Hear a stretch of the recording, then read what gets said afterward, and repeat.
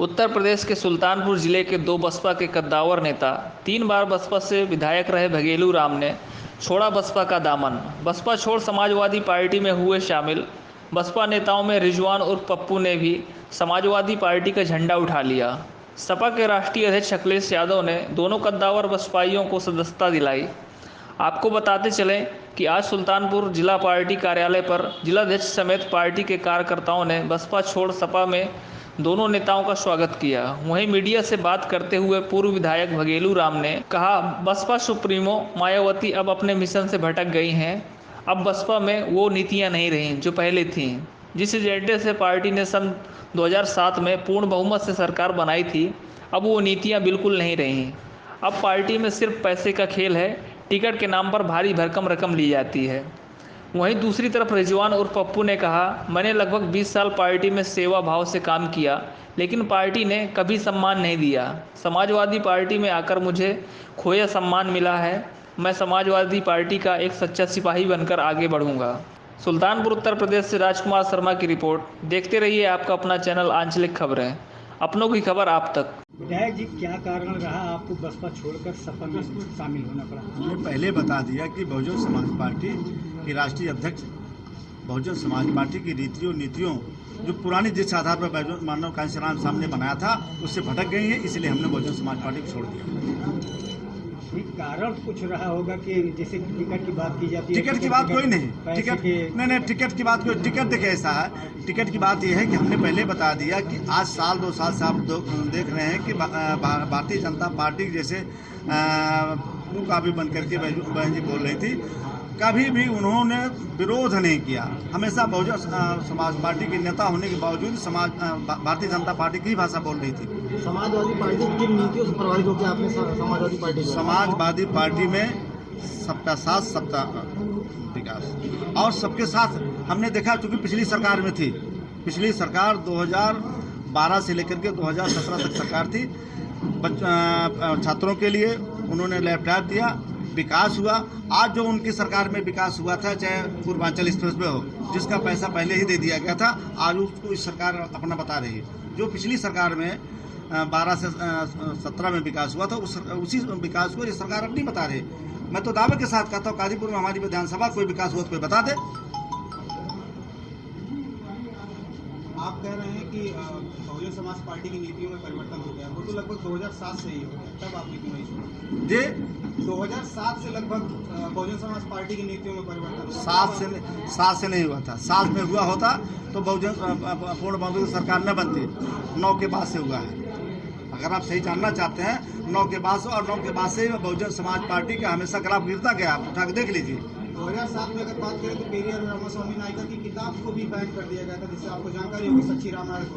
तो वहाँ से तो नीतियाँ लगभग परिवर्तन हो रही है। हमने ये कहा कि 2007 में चुनाव के बाद ये हुआ, चुनाव के बाद हुआ है।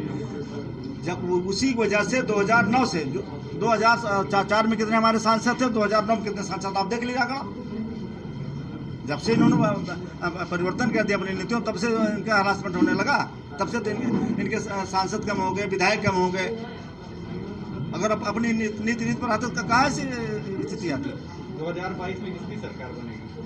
समाजवादी पार्टी की सरकार बनेगी। टिकट दामन थामा नहीं, ऐसा नहीं है। हमने पहले लिखे दे दिया है कि हम निस्वार्थ, हमने लिखा पढ़ी में दिया कि मैं निस्वार्थ समाजवादी पार्टी में शामिल हो रहा हूँ। हमने नहीं कहा कि मुझको टिकट, हमें कोई कंडीशन नहीं लगाया कि हमको टिकट देते हम समाजवादी पार्टी में शामिल हो गए। कोई कंडीशन नहीं है, लिखा पढ़ी में दिया हमने। जी, अभी आपने कहा कि जो है बसपा जो है पार्टी जो है उसमें जो है पैसा लिया जाता टिकट के नाम पे। हाँ, आप 35 साल लगभग 32 साल कोऑर्डिनेटर भी रहे, जिम्मेदार पद भी रहे, विधायक भी रहे। क्या इसके पहले पैसा नहीं लिया जाता था? मुझसे कभी पैसा नहीं मांगा गया और हमारी जानकारी मुझसे कभी नहीं दबाव बनाया गया कि उनसे पैसा दिलाए, उनसे पैसा दिलाए। हमने न कभी हमने पैसा दिया, ना कभी पैसा दिलाने की बात किया है। हमने टिकट भी दिलवाया 2-4 लोगों को। क्या कारण है 2022 का चुनाव जब नजदीक आ गया तब आपने पार्टी छोड़ा?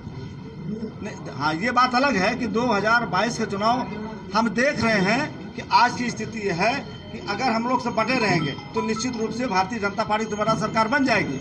हमको भारतीय जनता पार्टी को हराने के लिए हमको इकट्ठा रहना है। समाजवादी पार्टी आप मानते हैं भारतीय जनता पार्टी समाजवादी पार्टी हरा सकती है? निश्चित रूप से। इसको मैं दावे के साथ कर सकता हूँ।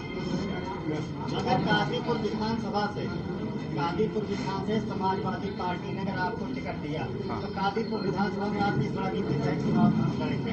किस रणनीति के तहत कादीपुर विधानसभा में चुनाव लड़ेंगे अगर सपा ने टिकट दिया?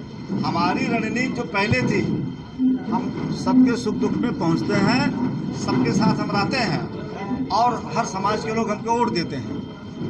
पहले भी देते थे, आज भी देते हैं। हमारा वोट कभी कम थोड़ी हुआ। अभी ने कहा कादीपुर विधानसभा में तक विकास नहीं हुआ, आपका एजेंडा कादीपुर विधानसभा नहीं, हमने भी जब तक मैं विधायक था तो विकास हुआ, हम उसकी बात नहीं कर रहे। विकास विधायक व्यक्तिगत भी कर सकता है, ये भी मैं कहता हूँ। विधायक अगर चाहे तो व्यक्तिगत भी अधिकारियों से और कहीं से मिलकर के विकास करवा सकता है। लेकिन निश्चित रूप से आज मैं कहना चाहता हूँ कि भारतीय जनता पार्टी में विकास नहीं हुआ है। मैं तो कह रहा हूँ, एक उदाहरण दे रहा हूँ, पूर्वांचल एक्सप्रेस पे है, पहले हमारे बगल से, हमारे घर के बगल से गई है, उसका पैसा समाजवादी पार्टी में खर्च हुआ था। अब आज उसको कह रहे हैं हमारे पे, और इन्होंने अभी तक कितना दिन कई साल हुआ, अभी तक नहीं बन पाए। और बताएं, इनके यहाँ माननीय अटल बिहारी वाजपेयी जी उनके बड़े नेता थे, उनके नाम पर यूनिवर्सिटी खुलनी थी लखनऊ में, उसकी मेडिकल यूनिवर्सिटी खुलनी थी, आज तक नहीं खुली। और वो यूनिवर्सिटी जानते हो कहाँ, उसके MBBS बच्चों पढ़ाई हो रही है, लोहिया में हो रही है। ये कहते कुछ है, करते कुछ है, केवल झूठ बोलते हैं। सबसे पहले मैं आप सभी प्रेस वालों को धन्यवाद देना चाहता हूं कि आपने हमारे दुखते हुए दिल को एहसास किया और पहचाना और पूछा कि मैं क्यों इस पार्टी को छोड़कर समाजवादी पार्टी में आ रहा हूँ। बहुजन समाज पार्टी की सेवा मैंने 24 साल तक, 1996 से मैं बहुजन समाज पार्टी में शामिल रहा। और आप सभी लोग जानते होंगे कि 2007 में मेरा विधानसभा का टिकट हुआ और 8 महीने टिकट रहा। 2006 में हुआ, 2007 में काट दिया। मैं पार्टी में वफादारी, निष्ठा, ईमानदारी के साथ काम करता रहा। मैंने कभी अपनी नेता से, उस वक्त की मेरी नेता मायावती जी, मैंने उनसे कभी भी नहीं कहा कि आपने मेरा टिकट क्यों काटा 8 महीने का। उसके बाद मुझे 2009 में लोकसभा का टिकट दिया गया और बुला के दिया गया, और उसके बाद फिर 4 महीने बाद मेरा टिकट काट दिया गया। और मैं फिर पूरी वफादारी और निष्ठा के साथ पार्टी के लिए काम करता रहा। मैंने कभी भी ये नहीं कहा कि हाँ।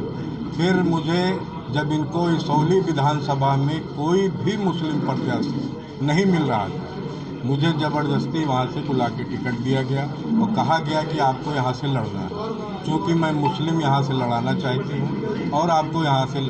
उस वक्त सच्चाई ये है कि मैं सदर विधानसभा से टिकट मांग रहा था, सुल्तानपुर विधानसभा। लेकिन चूँकि नेता में, उस वक्त की नेता में आस्था थी, ये हुआ कि चलो भाई जो नेता कह रही हूँ उसको हमें करना।